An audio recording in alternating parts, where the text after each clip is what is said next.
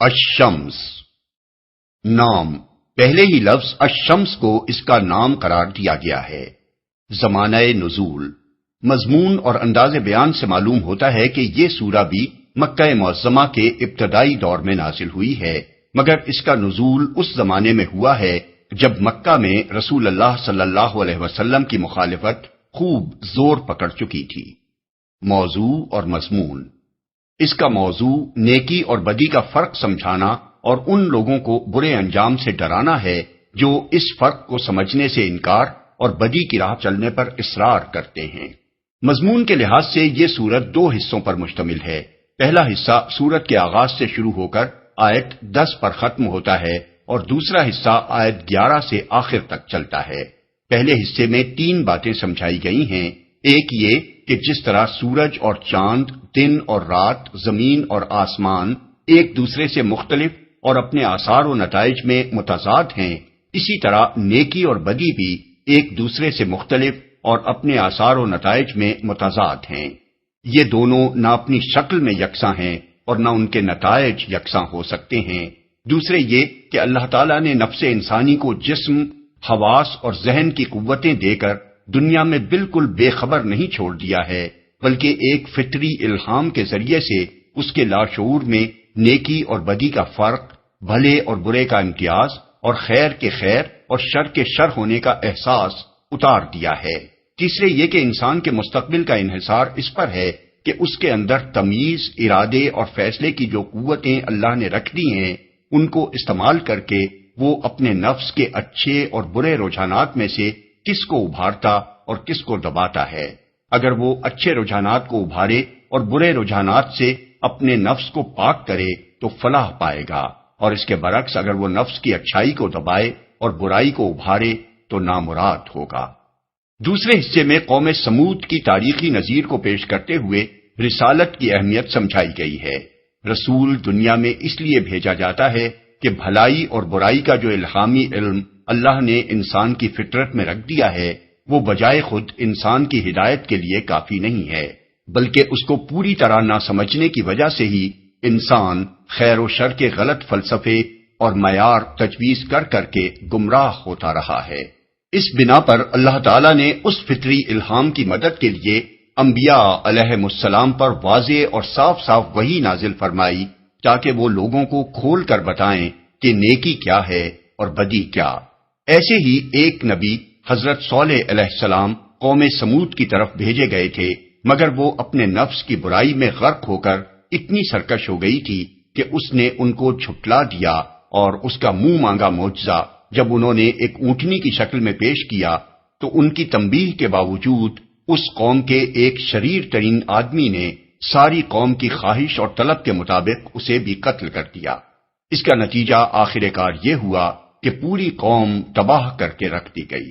سمود کا یہ قصہ پیش کرتے ہوئے پوری صورت میں کہیں یہ نہیں کہا گیا ہے کہ اے قوم قریش، اگر تم سمود کی طرح اپنے نبی محمد صلی اللہ علیہ وسلم کو جھٹلاؤ گے تو وہی انجام دیکھو گے جو سمود نے دیکھا ہے۔ مکہ میں اس وقت حالات وہی موجود تھے جو صالح علیہ السلام کے مقابلے میں قوم سمود کے اشرار نے پیدا کر رکھے تھے، اس لیے ان حالات میں یہ قصہ سنا دینا بجائے خود اہل مکہ کو یہ سمجھا دینے کے لیے کافی تھا کہ سمود کی یہ تاریخی نظیر ان پر کس طرح چسپاں ہو رہی ہے۔ بسم اللہ الرحمن الرحیم، شروع اللہ کے نام سے جو رحمان و رحیم ہے۔ والشمس وضحاها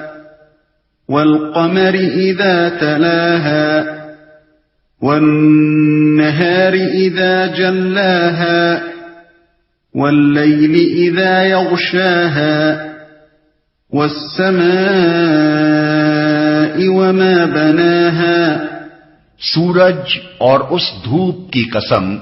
اور چاند کی قسم جبکہ وہ اس کے پیچھے آتا ہے، اور دن کی قسم جبکہ وہ سورج کو نمایاں کر دیتا ہے،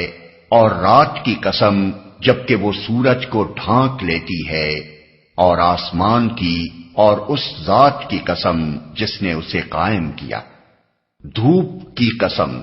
اصل میں لفظ ضحیٰ استعمال کیا گیا ہے جو سورج کی روشنی اور اس کی حرارت دونوں پر دلالت کرتا ہے۔ اگرچہ عربی زبان میں اس کے معروف معنی چاشت کے وقت کے ہیں، جبکہ سورج طلوع ہونے کے بعد خاصا بلند ہو جاتا ہے، لیکن جب سورج چڑھتا ہے تو صرف روشنی ہی نہیں دیتا بلکہ گرمی بھی دیتا ہے۔ اس لیے ضحیٰ کا لفظ جب سورج کی طرف منسوب ہو تو اس کا پورا مفہوم اس کی روشنی یا اس کی بدولت نکلنے والے دن کے بجائے اس کی دھوپ ہی سے زیادہ صحیح طور پر ادا ہوتا ہے۔ ڈھانک لیتی ہے، یعنی رات کی آمد پر سورج چھپ جاتا ہے اور اس کی روشنی رات بھر غائب رہتی ہے۔ اس کیفیت کو یوں بیان کیا گیا ہے کہ رات سورج کو ڈھانک لیتی ہے، کیونکہ رات کی اصل حقیقت سورج کا افق سے نیچے اتر جانا ہے، جس کی وجہ سے اس کی روشنی زمین کے اس حصے تک نہیں پہنچ سکتی جہاں رات پاری ہو گئی ہو۔ اسے قائم کیا، یعنی چھت کی طرح اسے زمین پر اٹھا کھڑا کیا۔ اس آیت اور اس کے بعد کی 2 آیتوں میں ماں کا لفظ استعمال ہوا ہے، یعنی ماں بناہا اور ماں طحاہا اور ماں سواہا۔ اس لفظ ماں کو مفسرین کے گروہ نے مصدری معنوں میں لیا ہے، اور وہ ان آیتوں کا مطلب یہ بیان کرتے ہیں کہ آسمان اور اس کے قائم کیے جانے کی قسم، زمین اور اس کے بچھائے جانے کی قسم، اور نفس اور اس کے ہموار کیے جانے کی قسم۔ لیکن یہ معنی اس لیے درست نہیں ہے کہ ان 3 فقروں کے بعد یہ فقرہ کہ پھر اس کی بدی اور اس کی پرہیزگاری اس پر الہام کر دی، اس سلسلہ کلام کے ساتھ ٹھیک نہیں بیٹھتا۔ دوسرے مفسرین نے یہاں ماں کو من یا الذی کے معنی میں لیا ہے، اور وہ ان فقروں کا مطلب یہ لیتے ہیں کہ جس نے آسمان کو قائم کیا، جس نے زمین کو بچھایا اور جس نے نفس کو ہموار کیا۔ یہی دوسرا مطلب ہمارے نزدیک صحیح ہے، اور اس پر یہ اعتراض نہیں ہو سکتا کہ ماں عربی زبان میں بے جان اشیاء اور بے عقل مخلوقات کے لیے استعمال ہوتا ہے۔ خود قرآن میں اس کی بکثرت مثالیں موجود ہیں کہ ماں کو من کے معنی میں استعمال کیا گیا ہے۔ مثلا ولا انتم عابدون ما اعبد، یعنی اور نہ تم اس کی عبادت کرنے والے ہو جس کی میں عبادت کرتا ہوں۔ فانکحوا ما طاب لکم من النساء، یعنی پس عورتوں میں سے جو تمہیں پسند آئیں ان سے نکاح کر لو۔ ولا تنکحوا ما نکح آباؤکم من النساء، یعنی اور جن عورتوں سے تمہارے باپوں نے نکاح کیا ہو ان سے نکاح نہ کرو۔ والأرض وما طحاها ونفس وما سواها فألهمها فجورها وتقواها قد أفلح من زكاها وقد خاب من دساها۔ اور زمین کی اور اس ذات کی قسم جس نے اسے بچھایا، اور نفس انسانی کی اور اس ذات کی قسم جس نے اسے ہموار کیا، پھر اس کی بدی اور اس کی پرہیزگاری اس پر الہام کر دی۔ یقیناً فلاح پا گیا وہ جس نے نفس کا تزکیہ کیا، اور نامراد ہوا وہ جس نے اس کو دبا دیا، جس نے اسے ہموار کیا۔ ہموار کرنے سے مراد یہ ہے کہ اس کو ایسا جسم عطا کیا جو اپنے قامت راست اور اپنے ہاتھ پاؤں اور اپنے دماغ کے اعتبار سے انسان کی سی زندگی بسر کرنے کے لیے موزوں ترین تھا۔ اس کو دیکھنے، سننے، چھونے، چکھنے اور سونگنے کے ایسے حواس عطا کیے جو اپنے تناسب اور اپنی خصوصیات کی بنا پر اس کے لیے بہترین ذریعہ علم بن سکتے تھے۔ اس کو قوت عقل و فکر، قوت استدلال و استنباط، قوت خیال، قوت حافظہ، قوت تمیز، قوت فیصلہ، قوت ارادی اور دوسری ایسی ذہنی قوتیں عطا کیں جن کی بدولت وہ دنیا میں اس کام کے قابل ہوا جو انسان کے کرنے کا ہے۔ اس کے علاوہ ہموار کرنے میں یہ مفہوم بھی شامل ہے کہ اسے پیدائشی گناہگار اور جبلی بدماش بنا کر نہیں بلکہ راست اور سیدھی فطرت پہ پیدا کیا، اور اس کی ساخت میں کوئی خلقی کجی نہیں رکھ دی کہ وہ سیدھی راہ اختیار کرنا چاہے بھی تو نہ کر سکے۔ یہی بات ہے جسے سورہ روم میں بئیں الفاظ بیان کیا گیا ہے کہ فطرت اللہ التی فطر الناس علیہا، یعنی قائم ہو جاؤ اس فطرت پر جس پر اللہ تعالی نے انسانوں کو پیدا کیا ہے، آیت 30۔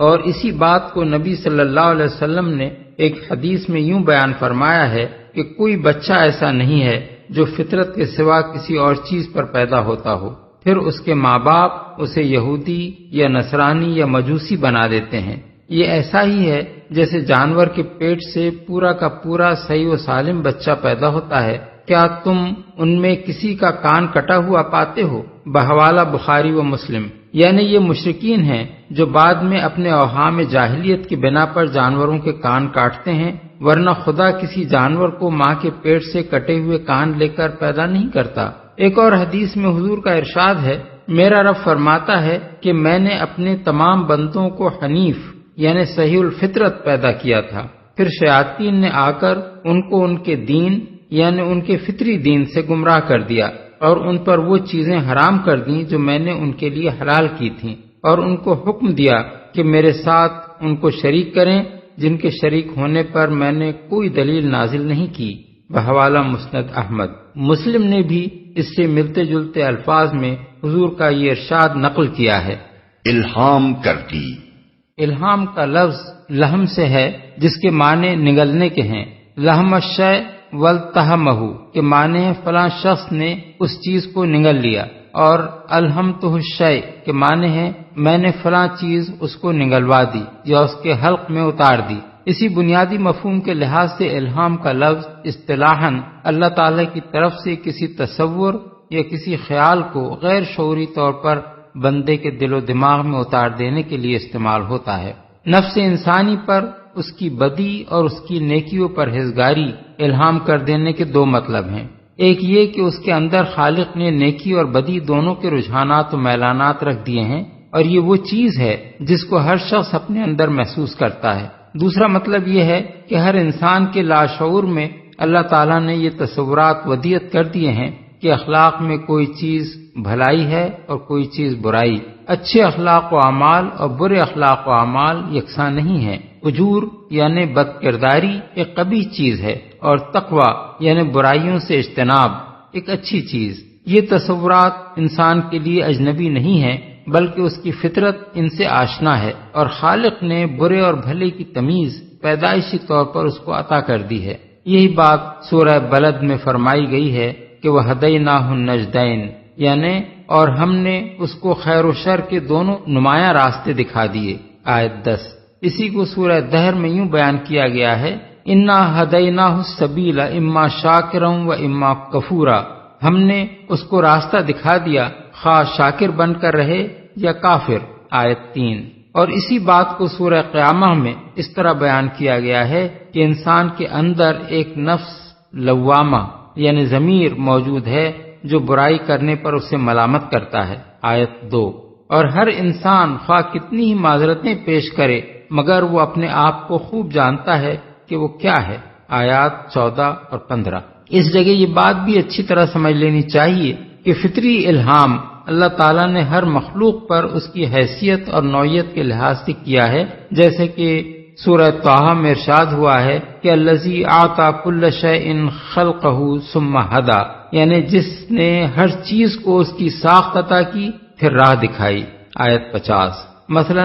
حیوانات کی ہر نوع کو اس کی ضروریات کے مطابق الہامی علم دیا گیا ہے، جس کی بنا پر مچھلی کو آپ سے آپ تیرنا، پرندے کو اڑنا، شہد کی مکھی کو چھتا بنانا اور بے کو گھونسلہ تیار کرنا آ جاتا ہے۔ انسان کو بھی اس کی مختلف حیثیتوں کے لحاظ سے الگ الگ قسم کے الہامی علوم دیے گئے ہیں۔ انسان کی ایک حیثیت یہ ہے کہ وہ ایک حیوانی وجود ہے، اور اس حیثیت سے جو الہامی علم اس کو دیا گیا ہے اس کی ایک نمایاں ترین مثال بچے کا پیدا ہوتے ہی ماں کا دودھ چوسنا ہے، جس کی تعلیم اگر خدا نے فطری طور پر اسے نہ دی ہوتی تو کوئی اسے یہ فن نہ سکھا سکتا تھا۔ اس کی دوسری حیثیت یہ ہے کہ وہ ایک عقلی وجود ہے۔ اس حیثیت سے خدا نے انسان کی آفرینش کے آغاز سے مسلسل اس کو الہامی رہنمائی دی ہے، جس کی بدولت وہ پے در پے اکتشافات اور ایجادات کر کے تمدن میں ترقی کرتا رہا ہے۔ ان ایجادات و اکتشافات کی تاریخ کا جو شخص بھی مطالعہ کرے گا وہ محسوس کرے گا کہ ان میں سے شاید ہی کوئی ایسی ہو جو محض انسانی فکر و کاوش کا نتیجہ ہو، ورنہ ہر ایک کی ابتدا اسی طرح ہوئی ہے کہ یکایک کسی شخص کے ذہن میں ایک بات آ گئی اور اس کی بدولت اس نے کسی چیز کا اکتشاف کیا یا کوئی چیز ایجاد کر لی۔ ان دونوں حیثیتوں کے علاوہ انسان کی ایک اور حیثیت یہ ہے کہ وہ ایک اخلاقی وجود ہے، اور اس حیثیت سے بھی اللہ تعالیٰ نے اسے خیر و شر کا امتیاز اور خیر کے خیر اور شر کے شر ہونے کا احساس الہامی طور پر عطا کیا ہے۔ یہ امتیاز و احساس ایک عالمگیر حقیقت ہے جس کی بنا پر دنیا میں کبھی کوئی انسانی معاشرہ خیر و شر کے تصورات سے خالی نہیں رہا ہے، اور کوئی ایسا معاشرہ نہ تاریخ میں کبھی پایا گیا ہے نہ اب پایا جاتا ہے جس کے نظام میں بھلائی اور برائی پر جزا اور سزا کی کوئی نہ کوئی صورت اختیار نہ کی گئی ہو۔ اس چیز کا ہر زمانے، ہر جگہ اور ہر مرحلہ تہذیب و تمدن میں پایا جانا اس کے فطری ہونے کا صریح ثبوت ہے، اور مزید برآں یہ اس بات کا ثبوت بھی ہے کہ ایک خالق حکیم و دانا نے اسے انسان کی فطرت میں ودیت کیا ہے، کیونکہ جن اجزاء سے انسان مرکب ہے اور جن قوانین کے تحت دنیا کا مادی نظام چل رہا ہے ان کے اندر کہیں اخلاق کے ماخذ کی نشاندہی نہیں کی جا سکتی۔ جس نے اس کو دبا دیا، یہ ہے وہ بات جس پر ان چیزوں کی قسم کھائی گئی ہے جو اوپر کی آیات میں مذکور ہوئی ہیں۔ اب غور کیجئے کہ وہ چیزیں اس پر کس طرح دلالت کرتی ہیں۔ قرآن میں اللہ تعالیٰ کا قاعدہ یہ ہے کہ جن حقائق کو وہ انسان کے ذہن نشین کرانا چاہتا ہے ان کی شہادت میں وہ سامنے کی چند ایسی نمایاں ترین چیزوں کو پیش کرتا ہے جو ہر آدمی کو اپنے گرد و پیش کی دنیا میں یا خود اپنے وجود میں نظر آتی ہیں۔ اسی قاعدے کے مطابق یہاں دو چیزوں کو ایک دوسرے کے مقابلے میں پیش کیا گیا ہے جو ایک دوسرے سے متضاد ہیں، اس لیے ان کے آثار اور نتائج بھی یکساں نہیں ہیں بلکہ لازماً ایک دوسرے سے مختلف ہیں۔ ایک طرف سورج ہے اور دوسری طرف چاند۔ سورج کی روشنی نہایت تیز ہے، اس میں گرمی بھی ہے، اس کے مقابلے میں چاند اپنی کوئی روشنی نہیں رکھتا۔ سورج کی موجودگی میں وہ آسمان پر موجود بھی ہو تو بے نور ہوتا ہے، وہ اس وقت چمکتا ہے جب سورج چھپ جائے، اور اس وقت بھی اس کی روشنی نہ اتنی تیز ہوتی ہے کہ رات کو دن بنا دے، نہ اس میں کوئی گرمی ہوتی ہے کہ وہ کام کر سکے جو سورج کی گرمی کرتی ہے، لیکن اس کے اپنے کچھ اثرات ہیں جو سورج کے اثرات سے بالکل مختلف ہوتے ہیں۔ اسی طرح ایک طرف دن ہے اور دوسری طرف رات، دونوں ایک دوسرے کی ضد ہیں، دونوں کے اثرات اور نتائج باہم اس قدر مختلف ہیں کہ کوئی ان کو یکساں نہیں کہہ سکتا، حتیٰ کہ ایک بے وقوف سے بے وقوف آدمی کے لیے بھی یہ کہنا ممکن نہیں ہے کہ رات ہوئی تو کیا اور دن ہوا تو کیا، کسی سے کوئی فرق نہیں پڑتا۔ اسی طرح ایک طرف آسمان ہے جسے خالق نے بلند اٹھایا ہے، اور دوسری طرف زمین ہے جسے پیدا کرنے والے نے آسمان کے نیچے فرش کی طرح بچھا دیا ہے۔ دونوں اگرچہ ایک ہی کائنات اور اس کے نظام اور اس کی مصلحتوں کی خدمت کر رہے ہیں، لیکن دونوں کے کام اور ان کے اثرات و نتائج میں زمین و آسمان کا فرق ہے۔ ان آفاقی شہادتوں کو پیش کرنے کے بعد خود انسان کے اپنے نفس کو لیا گیا ہے اور بتایا گیا ہے کہ اسے اعضاء اور حواس اور ذہنی قوتوں کے متناسب امتزاج سے ہموار کر کے خالق نے اس کے اندر بھلائی اور برائی دونوں کے میلانات، رجحانات اور محرکات رکھ دیے ہیں جو ایک دوسرے کی ضد ہیں، اور الہامی طور پر اسے ان دونوں کا فرق سمجھا دیا ہے کہ ایک فجور ہے اور وہ بری چیز ہے، اور دوسرا تقویٰ ہے اور وہ اچھی چیز۔ اب اگر سورج اور چاند، دن اور رات، زمین اور آسمان یکساں نہیں ہیں بلکہ ان کے اثرات اور نتائج ایک دوسرے سے لازماً مختلف ہیں، تو نفس کا فجور اور تقویٰ دونوں ایک دوسرے کی ضد ہونے کے باوجود یکساں کیسے ہو سکتے ہیں؟ انسان خود اس دنیا میں بھی نیکی اور بدی کو یکساں نہیں سمجھتا اور نہیں مانتا، خواہ اس نے اپنے بنائے ہوئے فلسفوں کی روح سے خیر و شر کے کچھ بھی معیار تجویز کر لیے ہوں۔ بہرحال جس چیز کو بھی وہ نیکی سمجھتا ہے اس کے متعلق وہ یہ رائے رکھتا ہے کہ وہ قابل قدر ہے، تعریف اور صلے اور انعام کی مستحق ہے، بخلاف اس کے جس چیز کو بھی وہ بدی سمجھتا ہے اس کے بارے میں اس کی اپنی بے لاگ رائے یہ ہے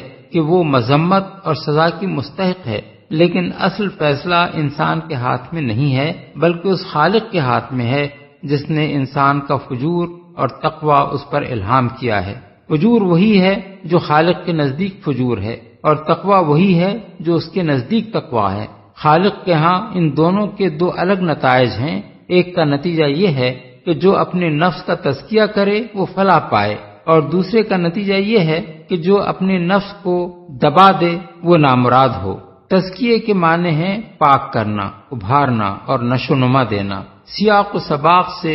اس کا صاف مطلب یہ ہے کہ جو اپنے نفس کو فجور سے پاک کرے، اس کو ابھار کر تقوی کی بلندی پر لے جائے اور اس کے اندر بھلائی کو نشو و نما دے، وہ فلاح پائے گا۔ اس کے مقابلے میں دساہا کا لفظ استعمال کیا گیا ہے، جس کا مصدر تصدیہ ہے۔ تصدیہ کے معنی دبانے، چھپانے، اغوا کرنے اور گمراہ کر دینے کے ہیں۔ سیاق و سباق سے اس کا مطلب بھی واضح ہو جاتا ہے کہ وہ شخص نامراد ہوگا جو اپنے نفس کے اندر پائے جانے والے نیکی کے رجحانات کو ابھارنے اور نشو و نما دینے کے بجائے ان کو دبا دے، اس کو بہکا کر برائی کے رجحانات کی طرف لے جائے اور فجور کو اس پر اتنا غالب کر دے کہ تقوی اس کے نیچے اس طرح چھپ کر رہ جائے جیسے ایک لاش قبر پر مٹی ڈال دینے کے بعد چھپ جاتی ہے۔ بعض مفسرین نے اس آیت کے معنی یہ بیان کیے ہیں کہ قد افلح من زکی اللہ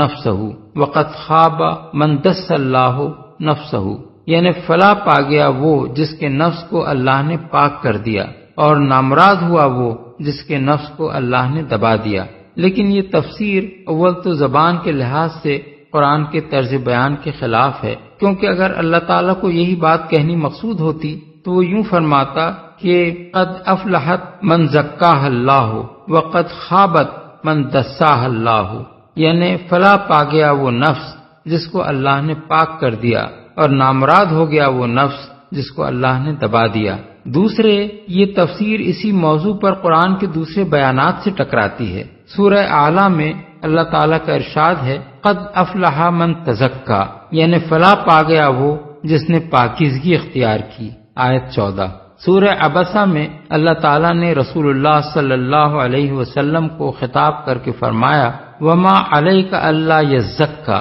یعنی اور تم پر کیا ذمہ داری ہے اگر وہ پاکیزگی نہ اختیار کرے۔ ان دونوں آیتوں میں پاکیزگی اختیار کرنا بندے کا فعل قرار دیا گیا ہے۔ اس کے علاوہ قرآن میں جگہ جگہ یہ حقیقت بیان کی گئی ہے کہ اس دنیا میں انسان کا امتحان لیا جا رہا ہے۔ مثلا سورہ دہر میں فرمایا ہم نے انسان کو ایک مخلوط نطفے سے پیدا کیا تاکہ اس کی آزمائش کریں، اسی لیے اسے ہم نے سمیع و بصیر بنایا، آیت 2۔ اور سورہ ملک میں فرمایا جس نے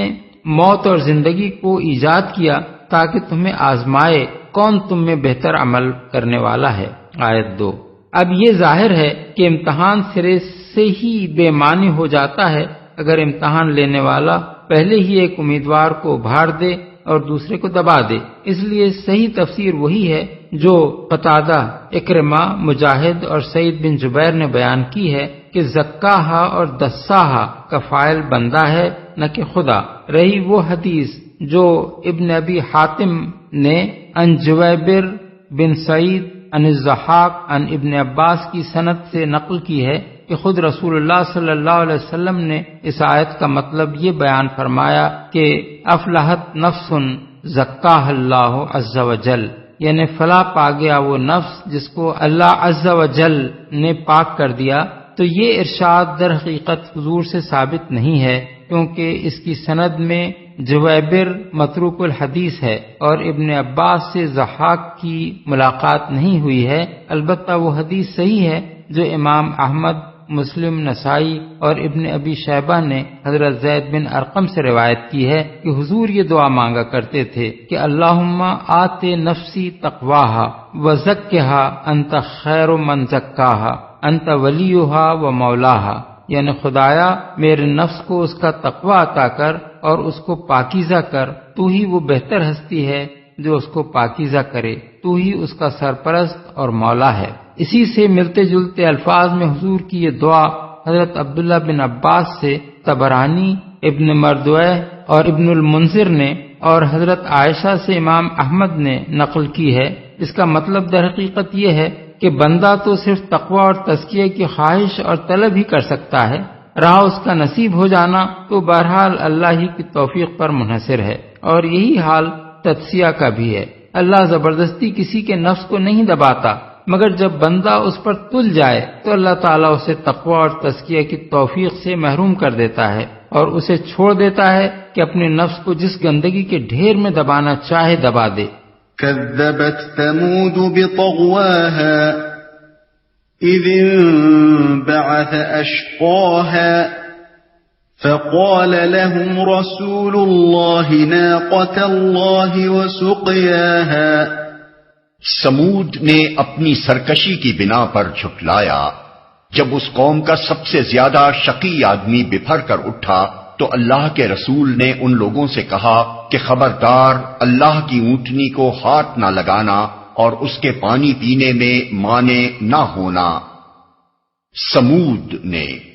اوپر کی آیات میں جن باتوں کو اصولاً بیان کیا گیا ہے، اب انہی کی وضاحت ایک تاریخی نظیر سے کی جا رہی ہے۔ یہ کس بات کی نظیر ہے اور اوپر کے بیان سے اس کا کیا تعلق ہے؟ اس کو سمجھنے کے لیے قرآن مجید کے دوسرے بیانات کی روشنی میں ان دو بنیادی حقیقتوں پر اچھی طرح غور کرنا چاہیے جو آیات 7 تا 10 میں بیان کی گئی ہیں۔ اولاً ان میں فرمایا گیا ہے کہ نفس انسانی کو ایک ہموار و مستقیم فطرت پر پیدا کر کے اللہ تعالیٰ نے اس کا فجور اور اس کا تقوی اس پر الہام کر دیا۔ قرآن اس حقیقت کو بیان کرنے کے ساتھ یہ بھی واضح کرتا ہے کہ فجور و تقوی کا یہ الہامی علم اس بات کے لیے کافی نہیں ہے کہ ہر شخص خود ہی اس سے تفصیلی ہدایت حاصل کر لے، بلکہ اس غرض کے لیے اللہ تعالیٰ نے وحی کے ذریعے سے انبیاء علیہ السلام کو مفصل ہدایت دی، جس میں وضاحت کے ساتھ یہ بتا دیا گیا کہ فجور کا اطلاق کن کن چیزوں پر ہوتا ہے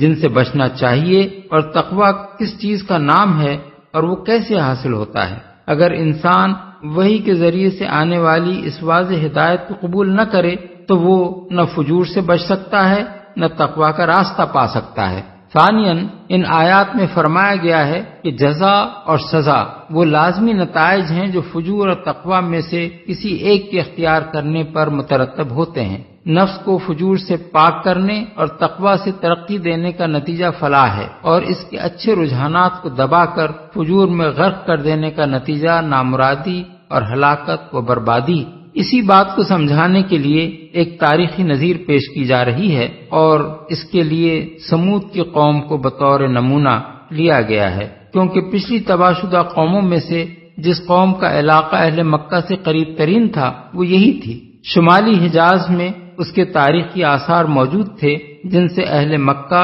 شام کی طرف اپنے تجارتی سفروں میں ہمیشہ گزرتے رہتے تھے، اور جاہلیت کے اشعار میں جس طرح اس قوم کا ذکر کثرت سے آیا ہے اس سے معلوم ہوتا ہے کہ اہل عرب میں اس کی تباہی کا چرچا عام تھا۔ جھٹلایا یعنی حضرت صالح علیہ السلام کی نبوت کو جھٹلا دیا جو ان کی ہدایت کے لیے بھیجے گئے تھے، اور اس جھٹلانے کی وجہ ان کی یہ سرکشی تھی کہ وہ اس فجور کو چھوڑنے کے لیے تیار نہ تھے جس میں وہ مبتلا ہو چکے تھے، اور اس تقوی کو قبول کرنا انہیں گوارا نہ تھا جس کی طرف حضرت صالح انہیں دعوت دے رہے تھے۔ اس کی تفصیل کے لیے ملاحظہ ہو سورہ الاعراف آیات 73 تا 76، سورہ ہود آیات 61 اور 62، سورہ الشعراء آیات 141 تا 153، سورہ النمل آیات 45 تا 49، سورہ القمر آیات 23 تا 25۔ مانے نہ ہونا۔